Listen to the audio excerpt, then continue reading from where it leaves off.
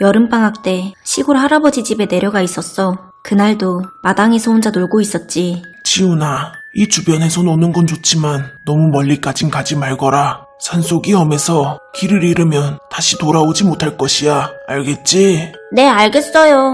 이 주변에서 놀다 금방 들어올게요. 그리고 저 지금은 졸려서 조금만 자다 놀 거예요. 난 졸려서 팔베개하고 잠깐 눈을 붙였어. 금방 일어나서 다시 놀 생각이었거든.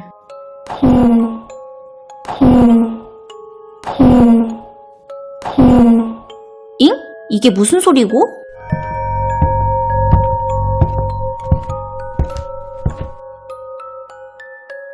엥? 누나는 누구세요? 누나 키 되게 크다. 할아버지 보러 오신 거예요? 저희 할아버지 지금 일하러 나가셨는데. 잠깐만 도와줄 수 있을까? 금방 끝나. 나도 모르게 따라가게 됐어. 뭔가 이상한데 그냥 거절이 안 되더라고. 계속 따라가다 보니까 산길이 나왔는데 슬슬 겁이 나기 시작했어. 누나, 얼마나 더 가야 돼요? 아직 멀었어요? 할아버지가 산속까지는 가지 말라고 하셨는데. 누나는 내가 어떤 말을 해도 대답을 안 해주더라고. 그렇게 아무 말 없이 걷다 보니까 폐가가 하나 나왔어. 저것 좀 밖으로 꺼내줄래?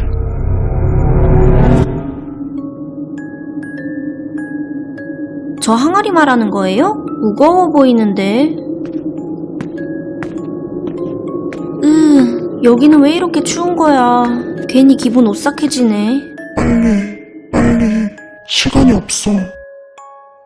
지훈아, 거기서 뭐 하고 있는 거야? 당장 나오지 못해! 할아버지? 아니 그게 어떤 키 큰 누나가 이 항아리 좀 밖으로 빼달라고 해서. 근데 그 누나 어디 갔지?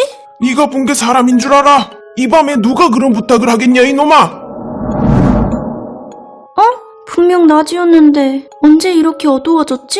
지훈이 네가 팔척 귀신에게 단단히 홀린 모양이구나. 그래도 항아리만 안 만졌으면 됐다. 어서 나와라. 집으로 가자꾸나. 아침에 눈 뜨니까 할아버지는 이미 밭에 갈 채비를 다 하고 계셨어. 어제 일 때문에 괜히 또 혼날까봐 조마조마했지. 지훈아, 할아버지 밭일하러 가야 하니까 오늘은 어디 나가지 말고 집에만 있어야 한다. 알겠지? 네, 어제는 죄송해요. 오늘은 절대 밖에 나가지 않을게요.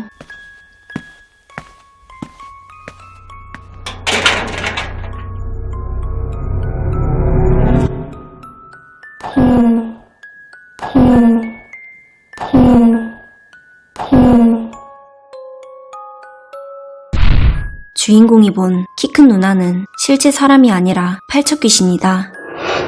팔척 귀신은 예전부터 사람들에게 해를 끼치던 귀신으로 결국 마을 사람들에 의해 봉인되어 항아리에 갇힌 존재다. 하지만 세월이 지나면서 봉인의 힘이 약해졌고 이제는 마을 아이들 눈에 서서히 보이기 시작한 것이다. 주인공에게 접근해 항아리를 꺼내달라고 유도한 건 자신을 풀어주게 하려는 의도였다. 주인공은 처음엔 분명 낮이라고 인식하고 있었다. 하지만 할아버지가 등장하면서 정신을 차린 후 주변이 밤이 된 걸 인식한다. 이는 주인공이 팔척 귀신에게 홀려 현실 감각을 잃었던 것을 의미한다. 마지막에 포 소리가 다시 들렸다는 건 팔척 귀신이 다시 주인공에게 접근하고 있음을 암시하고 항아리의 봉인은 이미 약해져 있었기 때문에 완전히 풀리는 건 시간 문제이다.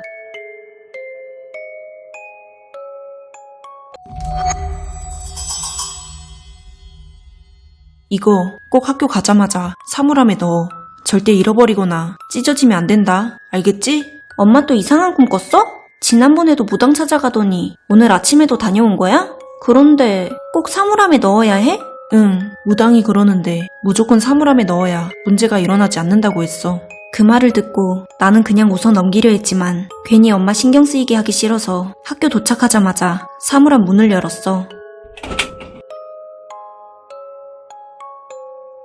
엄마도 참 요즘 세상에 귀신이 어딨어? 학교 시간이 다가올 무렵 쉬는 시간이 돼서 다시 사물함을 열어봤는데 이게 왜 이렇게 돼 있지?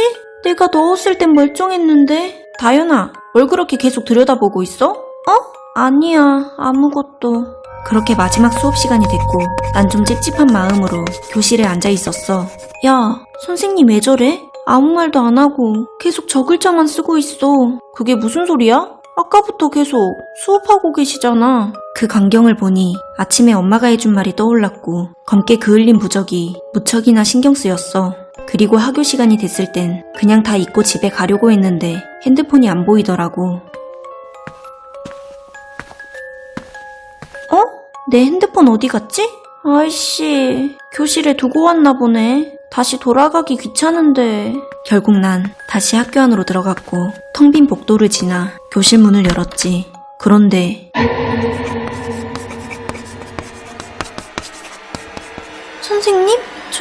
제가 핸드폰을 두고 가서요.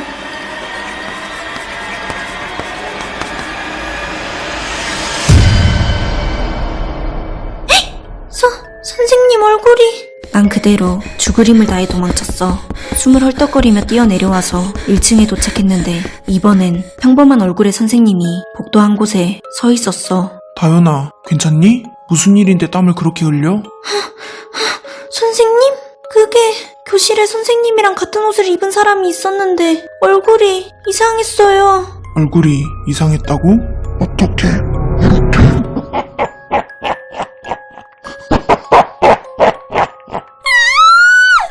진짜 그 순간엔 눈물도 나고 심장도 미칠 듯이 뛰더라고. 뒤도 안 보고 도망치려는 찰나 등 뒤에서 익숙한 목소리가 들려왔어. 다현아, 다른 친구들 다 나왔는데 넌 아직도 안 나오고 뭐해? 엄마 걱정했잖아. 엄마? 아니, 그게 아니고 여기. 어디 갔지? 분명 여기 있었는데. 주위를 둘러봤는데 그 이상했던 선생님은 사라져 있었어. 무슨 일이 있었던 건지도 모르게 아무 흔적도 없이 말이야. 결국 난 엄마 손을 붙잡고 집으로 돌아왔어. 근데 아직도 이상해. 그 검게 그을린 부적 말이야. 그거 왜 그렇게 돼 있었던 걸까? 그리고 선생님의 모습을 한 그것은 도대체 뭐였을까?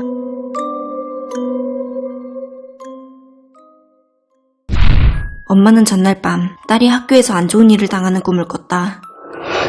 꿈이 너무 생생하고 불길해 무당을 찾아갔고 무당은 딸에게 강한 악기가 따라붙었다고 하며 부적을 건넸다.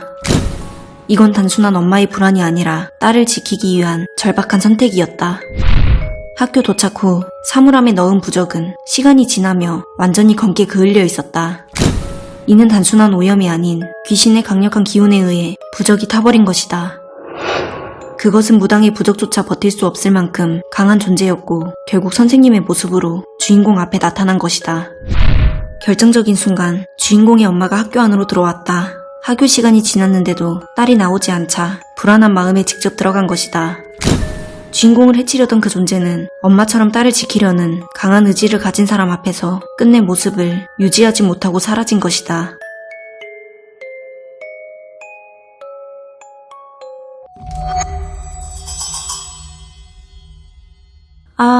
지긋지긋한 병원 냄새. 언제 퇴원할 수 있으려나? 빨리 집에 가고 싶다. 민서씨, 불편한 건 없어요? 뭐 필요한 거라도 있으면 언제든 말해요. 아니에요. 괜찮아요. 신경 써주셔서 감사해요. 며칠이나 봤다고 좀 과하게 친절하단 말이지. 불편해 죽겠네. 코를 찌르는 소독약 냄새하며 이 답답한 병실에서의 하루하루는 너무 불편하고 힘들었어. 그러던 중 드디어 기다리던 의사선생님 회진 시간이 다가왔지. 김민서 씨, 내일 퇴원하셔도 되겠어요. 많이 좋아지셨네요. 정말요? 와, 감사합니다. 드디어 집에 갈 수 있다니. 어머, 민서씨, 정말 축하해요. 너무 잘됐다. 이제 민서씨 없으면 나 혼자 심심해서 어떡하지? 언니도 치료 잘 받으면 곧 퇴원하실 수 있을 거예요. 그쵸, 선생님? 네? 그게 갑자기 무슨... 그때 의사선생님 표정이 뭔가 좀 이상했던 것 같기도 한데 나는 퇴원한다는 기쁨뿐이었어. 그날 밤은 퇴원 생각에 쉽게 잠들지 못할 것 같았는데 나도 모르게 스르륵 잠이 들었나 봐. 네가 나만 두고 살아서 나갈 수 있을 것 같아?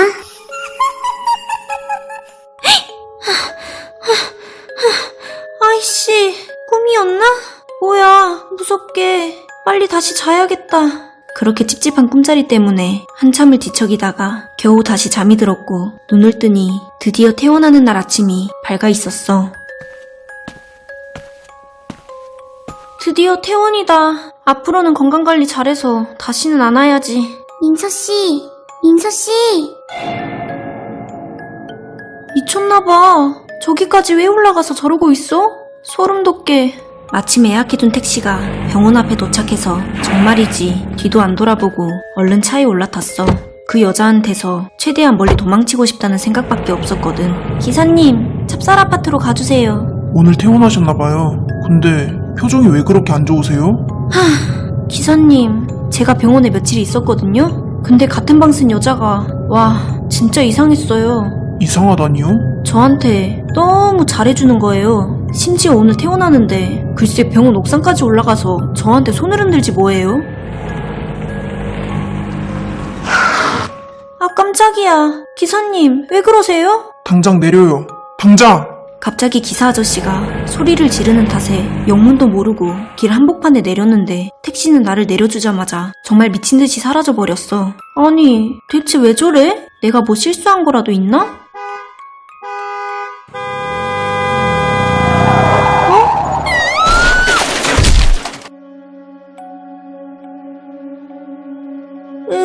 머리야.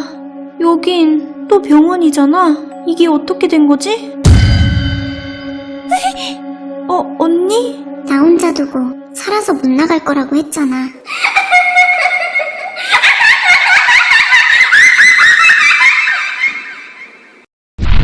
주인공과 같은 병실에 있던 언니의 정체는 사실 오래전에 그 병원에서 죽은 귀신이었다. 그녀는 살아있는 환자들에게 집착하며 외로움을 달래려는 존재였던 것이다. 그녀가 민서에게 과도하게 친절했던 이유도 자신과 함께 영원히 병원에 머물게 하려는 속셈이었다. 의사가 민서의 퇴원을 알리면서 이상한 반응을 보였던 이유는 간단했다. 민서가 옆 침대에 누워있는 언니에게 말을 걸었을 때 의사에게는 그 언니가 전혀 보이지 않았기 때문이다. 택시기사가 갑자기 소리를 지르며 주인공을 내쫓은 이유는 그가 병원에 얽힌 괴담을 알고 있었기 때문이다. 그는 오랫동안 이 지역에서 일하며 병원 귀신에 대한 소문을 들었고 귀신이 붙은 사람을 계속 태우고 있다가는 그 귀신이 자기에게도 붙을 수 있다는 두려움에 결국 주인공을 도로에 내쫓은 것이다.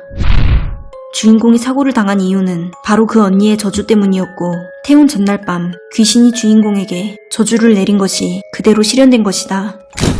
주인공이 병원을 떠나는 순간부터 이미 저주의 영향에서 벗어날 수 없었던 것이었다.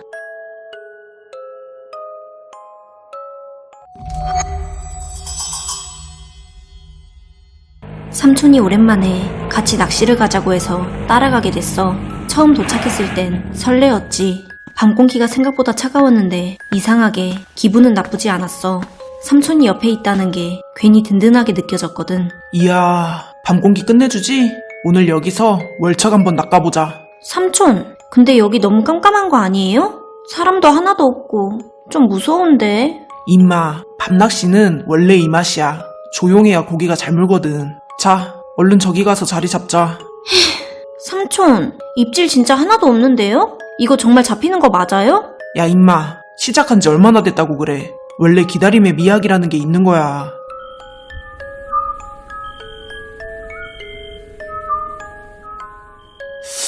아, 잠깐만. 다정아, 삼촌 배가 좀 아파서 저기 숲 뒤에 잠깐만 다녀올게. 금방 올 테니까 조금만 기다려. 네? 혼자 있으라고요? 무서운데 빨리 오셔야 돼요. 시간이 점점 지나도 삼촌이 안 돌아오는 거야. 손전등만 덩그러니 켜져 있었는데 그게 왜 이렇게 낯설게 느껴졌는지 모르겠어. 뭔가 이상하다는 생각이 머리 한켠에 계속 맴돌았지. 어디까지 가셨길래 아직도 안 오시는 거야. 삼촌? 왜 이제 오시는 거예요? 삼촌, 왜 그래요? 옷이 다 젖었잖아요. 물에 빠지기라도 했어요? 삼촌, 괜찮아요? 어디 다친 거예요? 말을 좀 해봐요. 저기 강에 네? 강이요? 갑자기 강은 왜? 같이 가자. 네? 어딜 가요? 아, 삼촌, 이거 나요. 아파요. 그 순간 뭔가 이상하다는 확신이 들었어. 한 번도 본 적 없는 삼촌의 행동 때문에 날 끌고 가는 사람이 정말 삼촌이 맞는지 의심이 들었지. 어? 다정아, 너 혼자 거기서 뭐해? 위험하게 물속엔 왜 들어가고 있는 거야? 삼촌? 삼촌이 왜 거기에? 그게 무슨 소리야? 나 볼일 보고 오는 동안 무슨 일 있었어? 아니, 방금 삼촌이 온몸에 물을 다 뒤집어 쓰고 저를 물속으로 끌고 가려고. 내가? 내가 너를 왜 물속으로 끌고 가? 너 헛것이라도 본 거 아니야? 아니, 그게 분명히 삼촌이. 오늘은 그만 철수해야겠다. 나도 그렇고 너도 아무래도 상태가 안 좋아 보인다. 네, 빨리 집에 가요. 결국 우린 서둘러 낚시터를 빠져나왔어. 나중에 삼촌한테 들었는데 그때 삼촌도 이상한 일을 겪었다고 하더라고. 볼일 보러 자리를 잠깐 비웠을 때 우리가 낚시하던 반대편에서 내가 조용히 삼촌을 부르는 목소리가 계속 들렸대. 삼촌. 그래서 삼촌은 날 찾아 여기저기 헤맸고 돌아왔을 땐 내가 물속으로 천천히 걸어 들어가고 있는 걸 봤다는 거야. 그 일이 있고 나서 삼촌은 한 번씩 낚시를 가고는 하시지만 나는 그 후로 다시는 낚시터에 가지 않았어. 아니, 갈 수 없었지.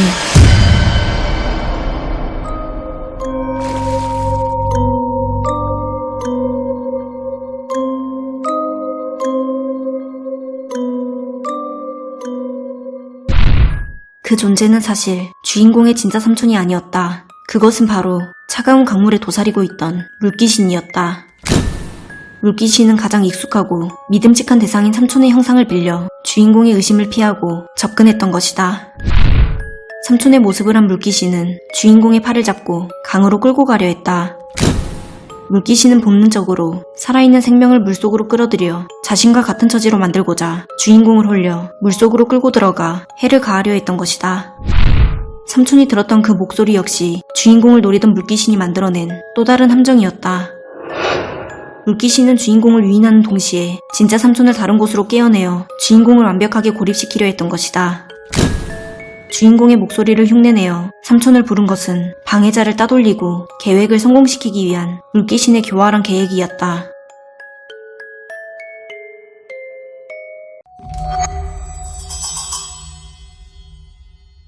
몇 주간 이어진 스트레스와 피로로 완전히 지쳐있던 나는 남자친구와 함께 어디론가 떠나기로 했어. 몸과 마음을 쉬게 할 필요가 있던 터라 우리는 주말 동안 머물 만한 숙소를 찾기 시작했지. 숙소 앱을 뒤지던 중 한눈에 들어오는 저택 사진을 발견했어. 한적한 시골에 자리 잡은 고풍스러운 저택이었고 한눈에 보아도 예쁘다고 할 만큼 매력적이었지. 그런데 그 숙소는 가격이 다른 곳들보다 터무니없이 저렴하더라고. 리뷰를 살펴보다 보니 최근 리뷰가 2달 전으로 끊겨있다는 사실이 마음에 걸렸지. 이상하다고 생각하면서도 사진 속 저택이 워낙 매력적이었던 데다 가격도 부담 없었기에 결국 예약을 결정했어. 저녁 무렵 우리는 드디어 숙소에 도착했고 저택은 사진으로 보았을 때처럼 그림 같았지. 그런데 가까이 다가갈수록 어딘가 묘한 기운이 감돌았어. 아이고, 어서오세요. 먼 길 오느라 힘드셨죠? 어떻게 식사는 하셨어요? 그의 미소는 다정했지만 어딘가 지나치게 정중해서 마음 한구석이 불편했어. 그리고 저녁 식사를 함께 하자며 집주인이 제안했고 나는 조금 불편했지만 남자친구는 흔쾌히 승낙했지. 식사 자리에는 낯선 여자가 앉아있었는데 집주인은 그녀를 며칠 전부터 머물던 손님이라며 우리에게 소개했어. 여자는 고개를 푹 숙인 채 어딘가 불편한 기색을 하고 있었지. 밥을 먹고 있는데 집주인은 자꾸만 나에게 이상한 질문을 던졌어. 사귄 지 얼마나 됐냐고 묻지를 않나. 여기 오는 걸 가족이나 친구들에게 알렸냐고 묻지를 않나. 계속 우리에 대해 캐묻는 것 같았지. 식사 분위기는 괜찮았지만 어쩐지 점점 무거워졌고 나는 이유를 알 수 없는 불편함에 자꾸만 그의 손과 표정을 살피게 되었어. 그러던 중 그 여자가 내 손에 몰래 접힌 종이를 쥐어줬지. 순간적으로 들킨 건 아닌가 하고 놀랐지만 그녀는 아무렇지 않은 척 고개를 숙이고 있었어. 조심스럽게 여자가 준 종이를 확인했는데 도망쳐? 갑자기? 이게 무슨 뜻이야? 나는 당혹스러웠지만 그녀가 왜 그런 말을 쓴 건지 물을 틈조차 없었어. 그리고 음식과 음료에는 왠지 모를 미묘한 쓴맛이 느껴졌는데 먹을수록 어지러운 기운이 몰려오더라고. 갑작스러운 피로감에 휘청거리며 방으로 돌아왔어. 침대에 눕는 순간 눈앞이 흐릿해졌고 그대로 깊은 잠에 빠지고 말았지. 깨어났을 때는 깊은 새벽이었는데 멀리서 여성의 비명소리가 들리는 것 같았어. 나는 그대로 얼어붙었지만 온몸이 떨리는 걸 겨우 참아내며 문을 열고 복도로 나갔지. 그리고 거기서 본 건 믿을 수 없는 광경이었어. 복도 바닥엔 질질 끌려간 듯한 핏자국이 선명하게 이어져 있었거든. 숨을 죽인 채로 핏자국을 따라가 보니 문틈이 조금 열린 방이 눈에 들어왔어. 안에서 비닐 부스럭거리는 소리가 들려왔고 무슨 소린지 확인하려 문을 열려던 찰나 주아야, 여기서 뭐해? 한참 찾았잖아. 우리 빨리 여기서 나가야 해. 남자친구는 그렇게 말하며 나를 현관으로 데려갔어. 하지만 현관문은 나갈 수 없었어. 문은 못으로 단단히 막혀 있었고 다른 창문이나 문도 모두 봉쇄돼 있었지. 우리는 혼란스러워하며 다시 방으로 돌아왔어. 그 순간 복도에서 발소리가 들리기 시작했지. 발소리는 점점 가까워졌고 결국 문 바로 앞에서 멈췄어. 그리고 쾅쾅 두드리는 소리가 들리더니 문이 철컥철컥 열릴 듯한 소리가 이어졌지. 남자친구는 나에게 절대 문을 열지 말라며 떨리는 목소리로 말했는데 그가 하는 말과 행동이 점점 이상하다는 걸 느끼게 되었어. 결국 나는 혼자 복도로 나갔고 그곳에서 그 여자를 다시 만났어. 하지만 사람의 모습은 아니었지. 여기서 도망쳐. 당장! 순간 너무 무서워서 필사적으로 도망쳤어. 그러다 핏자국이 이어진 방에서 집주인이 무언가를 처리하고 있는 걸 목격했어. 그 끔찍한 장면에 나도 모르게 숨이 멎었지. 그런데 그때 에이씨, 봐버렸네? 그럼 너도 죽어야겠지? 주인공이 식사 자리에서 어지러워지고 결국 방으로 돌아와 쓰러지게 된 이유는 음식과 음료에 수면제가 들어있었기 때문이다. 이 수면제는 펜션 주인이 몰래 넣은 것으로 주인공을 무방비 상태로 만들어 그의 계획을 실행하기 위한 장치였다. 펜션 주인은 자신이 이곳의 호스트라고 소개했지만 그는 실제로는 2달 전 손님으로 위장해 찾아온 살인범이었다. 그는 처음부터 살인을 목적으로 이곳에 찾아왔으며 펜션의 진짜 주인을 협박하고 감금한 후 펜션을 범행의 장소로 삼았다. 그는 범죄를 은폐하기 위해 모든 출입구를 철저히 봉쇄했고 이곳을 고립된 살인무대로 만들어 자신의 계획을 실행해왔다. 남자친구는 주인공을 사랑하는 연인이 아니었다. 그는 사실 이 모든 상황의 공범이었고 처음부터 주인공을 살해하기 위해 계획적으로 이 펜션으로 데려왔다. 새벽에 주인공이 비명소리를 듣고 복도로 나갔을 때 남자친구가 문을 열지 못하게 막은 이유는 주인공이 잔혹한 살인 현장을 보고 도망치는 것을 막으려는 목적이었다. 식사 자리에서 주인공에게 도망치라며 쪽지를 몰래 지어준 여자는 사실 이 펜션의 진짜 주인이었다.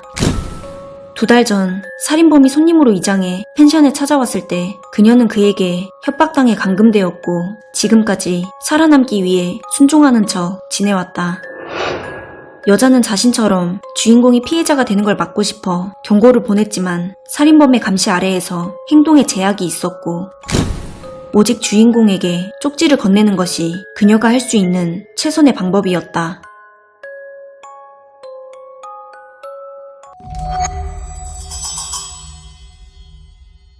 방과 후엔 단짝 친구 소희와 함께 공포게임 아오오니를 즐기는 게 일상이었어. 이 게임은 단순히 재미를 넘어서 숨이 멎을 듯한 긴장감과 짜릿함이 가득했지. 특히 괴물에게 쫓기는 순간마다 소희와 나는 서로 얼굴을 마주보고 비명을 지르며 게임을 즐기곤 했어. 어때? 재밌지? 이 게임 진짜 소름 돋지 않아? 진짜 재밌다. 만약 현실에서 아오오니에게 쫓기면 살아남을 수 있을까? 글쎄, 열쇠만 찾으면 가능하지 않을까? 다음날 수업 시간, 우리는 책상 밑에 몰래 게임기를 숨겨놓고 아오오니를 하고 있었어. 문제는 캐릭터가 허무하게 죽었을 때 터져나온 짧은 탄식 때문이었지. 아이씨, 어떡해. 또 죽었어. 그 작은 소리에도 선생님은 우리 쪽을 예리하게 바라봤고 책상 아래의 게임기를 단번에 발견했어. 결국 선생님은 게임기를 압수했고 교탁 서랍에 넣으며 단호하게 말씀하셨지. 누가 수업 시간에 게임하래? 이거 교탁 밑에 둘 테니까 내일 아침에 등교하면 찾아가. 알겠어? 그렇게 하교 후 우리는 빼앗긴 게임기에 대해 이야기했지. 유나야, 미안해. 괜히 내가 수업 시간에 하자고 졸라서. 어쩌지? 집 가서 또 하고 싶은데.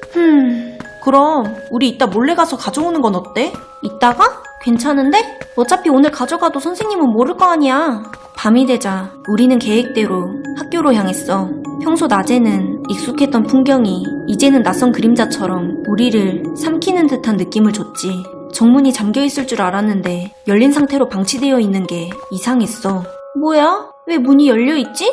경비 아저씨가 깜빡하고 안 잠그셨나 보지. 우리 얼른 들어가서 가져오자. 학교 안은 너무 조용해서 내 발소리마저 울리는 것처럼 느껴졌고 희미하게 삐걱대는 소리가 어디선가 들려오는 것 같았어. 우리는 교실로 들어가 교탁빛을 확인했어. 하지만 게임기는 거기 없었고 대신 녹슬고 낡은 열쇠 하나만 놓여 있었지. 열쇠 고리에는 분명하게 교무실이라고 적혀 있었어. 이게 뭐야? 게임기는 어디 가고 이런 게 있어? 잠깐, 이거 게임할 때랑 상황이 비슷한 것 같은데? 내가 그렇게 말한 순간 복도 끝에서 뭔가 스치는 소리가 들렸어. 처음에는 작은 소리였지만 점점 무언가 다가오는 듯한 기척이 느껴졌고 이내 그림자가 어둠 속에서 서서히 모습을 드러냈지. 그 형체는 너무도 익숙했어. 커다란 머리와 흉측하게 일그러진 얼굴, 그리고 기괴한 피부색까지. 그것은 분명히 게임 속에서만 존재하던 아오온이었어. 유나야, 저거 아오온이 아니야? 소희의 떨리는 목소리가 내 머리를 깨우는 듯 했고 우리는 그제야 본능적으로 복도를 달리기 시작했어.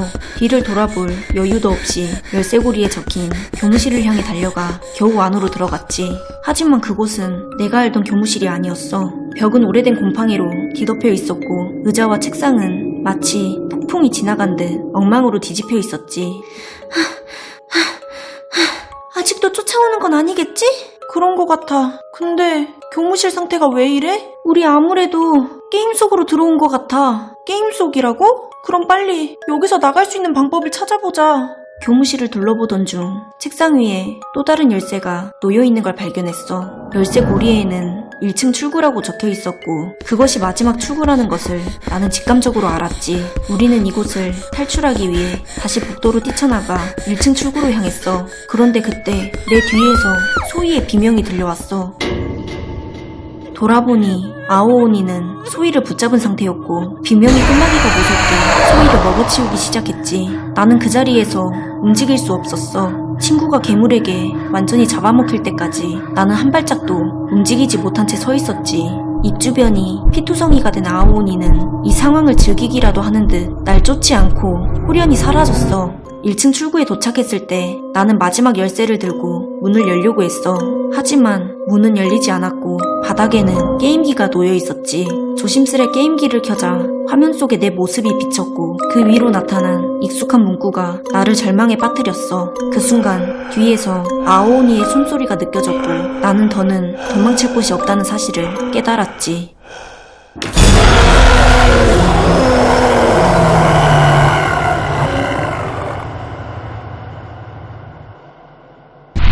아오온이는 이름이 뜻하는 푸른 오니처럼 일본 요괴의 전설적인 존재이다. 하지만 단순히 인간을 잡아먹는 요괴에 그치지 않고 현실과 게임의 경계를 무너뜨리며 인간을 절망 속으로 끌어들이는 게 특징이다. 주인공과 친구는 밤에 학교에 들어선 순간 현실과 게임의 경계가 사라진 것이다. 열린 정문은 단순히 우연이 아니라 게임 세계로 들어가는 문이었으며 익숙한 장소들이 점점 변질된 모습을 드러내는 것은 이들이 이미 현실을 떠나 게임 속에 갇혔다는 것을 암시한다. 열쇠는 게임 속에서 벗어날 수 있는 유일한 단서처럼 보였다. 그러나 이야기의 전개를 보면 열쇠는 아오온이가 만들어낸 희망의 미끼였다는 것을 알 수 있다. 주인공과 친구는 열쇠를 통해 탈출할 수 있을 거라고 믿었지만 문은 끝내 열리지 않았다. 이는 열쇠가 단순히 탈출을 상징하는 도구가 아니라 그들을 절망으로 몰아넣기 위한 장치였다는 것을 보여준다. 결국 열쇠는 그들의 운명을 조종하기 위한 아오온이의 계략에 불과했다. 1층 출구 열쇠를 발견했음에도 불구하고 문이 열리지 않은 것은 탈출이라는 희망이 처음부터 존재하지 않았음을 의미한다. 아오온이는 모든 상황을 계획하고 통제하며 주인공과 친구가 아무리 발버둥쳐도 끝내 탈출하지 못하도록 조종했다. 게임 오버라는 문구는 단순히 게임이 끝났다는 뜻이 아니라 그들의 운명이 처음부터 결정되어 있었고 희망조차 허상에 불과했다는 것을 보여준다.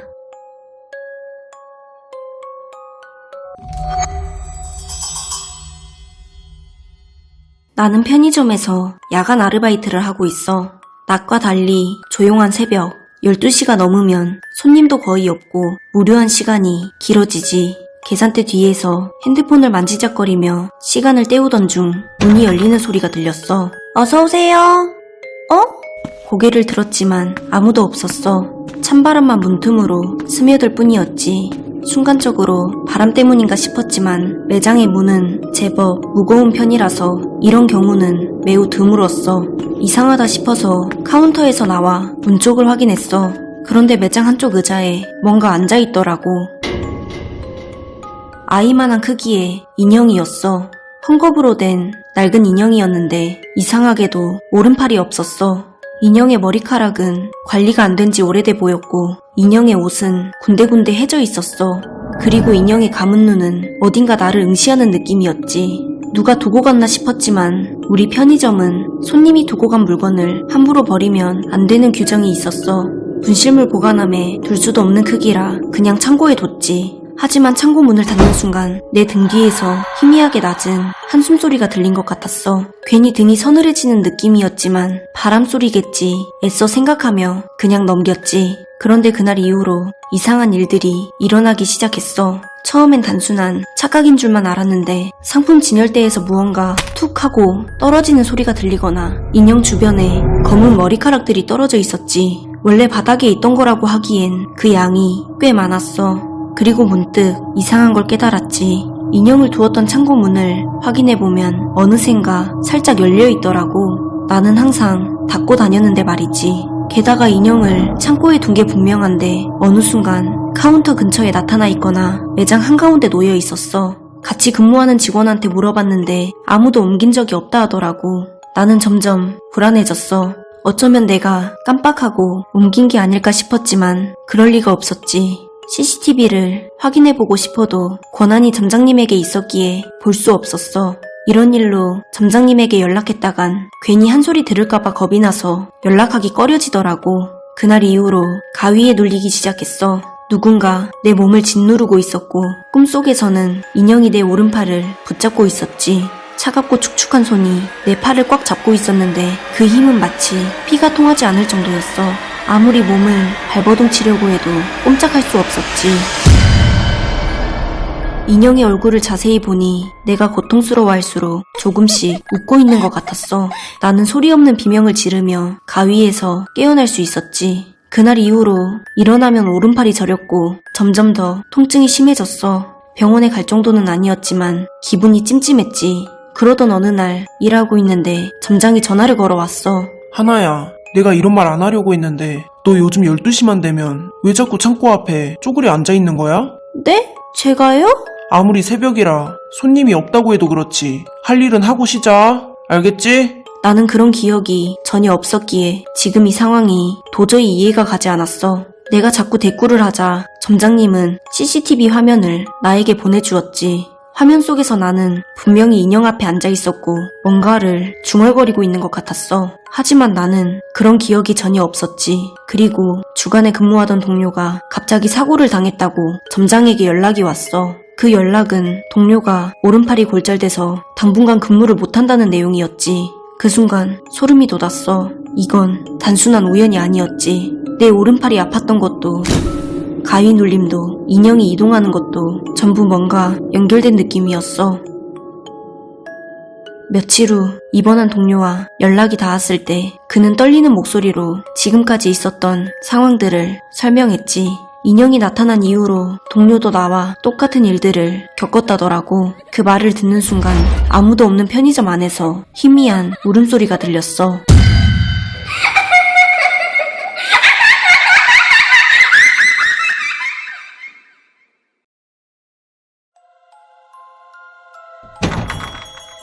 어서 오세요.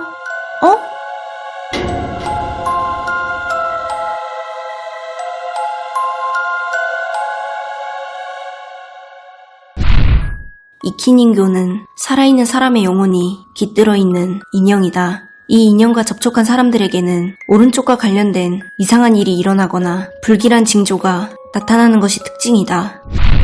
이키닌교는 머리카락이 자라나는 귀신 들린 인형이다. 즉, 그 검은 머리카락들은 자연스럽게 자란 후 빠진 것들이었다. 창고에 넣어둔 인형이 어느 순간 보면 다른 곳에 가 있었다. 사실 이 인형은 주인공에게 관심을 받고 싶어 했던 것이다. 그저 우연이나 착각이 아니라 이키닌교가 의도적으로 주인공에게 자신을 보게 만든 행동이었다. 결국 주인공은 매일 12시가 되면 인형 앞에 앉아있게 되었다. 즉, 주인공은 이미 인형에게 홀려 조종당하고 있었던 것이다. 그리고 그 목적은 단 하나였다. 자신과 똑같이 오른팔을 잃게 만들려는 것. 이키닌교는 주인공을 홀려 결국에는 자신과 같은 운명으로 몰아가려는 악의적인 행동을 하고 있었던 것이다. 그동안 이상한 일들이 계속 벌어졌지만 점장은 별다른 조치를 취하지 않았다. 사실 점장은 이 모든 일을 이미 알고 있었다. 하지만 편의점을 운영하면서 계속해서 수익을 내야 했기에 이러한 일들을 묵인하고 있었다. 누군가 알바를 그만두면 또 새로운 직원을 고용하면 되니까 점장은 이 사실을 알면서도 방관하고 있었던 것이다. 어릴 때부터 나는 귀신 같은 걸 믿지 않았어. 무서운 이야기나 괴담을 들어도 그냥 웃어 넘기는 편이었지. 하지만 지금은 그런 것들을 함부로 무시하면 안 된다는 걸 알아. 그날 밤 우리는 단순한 호기심으로 폐병원에 들어갔어. 그게 어떤 결과를 가져올지도 모르고 단순한 SNS 장난처럼 생각했을 뿐이었지. 지윤아, 찹쌀정신병원이라고 알아? 거기 귀신 나온대. 거기 폐병원 아니야? 듣기로는 문 닫은 지 10년 넘었다고 들었는데 우리 거기 한번 가볼래? 왠지 재밌을 것 같지 않아? 뭐? 거길 가자고? 처음엔 망설였어. 아무리 겁이 없다지만 그런 흉흉한 소문이 도는 장소에 가는 건 찜찜했거든. 하지만 수민이가 비웃으며 겁쟁이라고 놀리기 시작하자 도저히 물러설 수 없었어. 결국 나는 마지못해 수민이의 제안에 동의했고 우리는 그 길로 병원으로 향했지. 병원에 도착하자마자 싸늘한 공기가 우리를 감싸기 시작했어. 문은 부서진 채 방치되어 있었고 바닥엔 깨진 유리 조각들과 낡은 침대 프레임이 여기저기 흩어져 있었지. 벽면에는 붉게 바랜 낙서들이 있었어. 내용은 알아볼 수 없었지만 그 흐트러진 글씨체에서 이상한 기분이 들었지. 그러다 바닥에서 오래된 환자 차트를 발견했고 그 중에서 하나가 유독 눈에 들어왔어. 173번 환자, 심각한 폭력성, 눈을 떼면 안 됨, 안치실 격리 필요? 수민아, 이것 봐봐. 안치실? 뭐야? 거기가 핫플레이스인 것 같은데? 우리 거기 가보자. 지하에 안치실이 있을 거 아니야. 꺼림칙했지만 그냥 겁먹은 티를 내기 싫어서 수민이를 따라 지하로 내려갔어. 지하는 생각보다 훨씬 으스스했고 서늘한 공기가 피부를 파고들었어. 걷다 보니 오래된 철제문이 보였고 거기엔 녹슨 팻말이 붙어 있었지. 173번 안치실? 아까 네가 환자 차트에서 본 게 173번 안치실 아니야? 근데 왠지 불길한데? 우리 그냥 돌아가는 게 어때? 뭐야? 쫄? 너 쫄리면 그냥 가고. 너 쫄았어? 아니. 쫀 건 아닌데 우리가 불법을 저지르고 있을까봐 그런 거지. 수민이는 내 말을 무시한 채 문을 열었고 안에는 땅콩처럼 생긴 기괴한 조각상이 뒤돌아 서 있었어. 가까이 다가가 보니 몸은 사람의 형체였지만 얼굴은 사람의 느낌이 전혀 없는 조각상이었지. 이게 뭐야? 얘가 173번 환자인가? 근데 이건 사람이 아니잖아. 그 순간 핸드폰 플래시가 꺼졌어. 그리고 불이 다시 켜졌을 때 조각상의 위치가 달라져 있었지. 잠깐, 이 조각상이 원래 우리를 보고 있었던가? 야, 이수민, 너지? 네가 그랬지? 뭐? 나 아니야. 네가 그런 거 아니야? 우리는 서로 의심하며 말다툼을 하다가 조각상을 뒤로하고 문으로 향했어. 반복되는 둔탁한 소리에 몸을 돌리자 조각상이 가까워져 있었어. 그것도 아주 가까이. 우리는 비명을 지르며 도망쳤지만 조각상이 우리를 쫓아오고 있다는 걸 알 수 있었어. 왜냐하면 그 존재의 둔탁한 발소리가 점점 가까워지고 있었거든. 수민이는 공포에 질렸는지 갑자기 눈을 가린 채 주저앉아 버렸어. 수민이를 도우려던 순간 또다시 손전등이 꺼졌고 다시 켜졌을 땐 수민이는 목이 꺾인 채 쓰러져 있었지. 그때 내 머리를 스치는 무언가가 하나 있었는데 그건 바로 환자 차트에 적혀있던 눈을 떼면 안 된다는 문구. 나는 공포에 질린 채 조각상을 보며 뒷걸음질 쳤어. 그것에게 눈을 떼지 않으려 애쓰면서. 그렇게 뒷걸음질 치며 출구에 다다랐고 병원에서 탈출한 이후 그 조각상은 나를 더 이상 쫓아오지 않았어. 나는 바로 경찰에 신고했지만 경찰이 말하길 병원 안에선 수민이의 흔적도 그 조각상도 그 어떤 것도 발견되지 않았다고 해. 그날 이후 나는 매일 밤 같은 꿈을 꿨어. 병원의 어두운 복도, 희미한 빛, 그리고 형체를 알아볼 수 없는 존재가 내게 다가오는 꿈.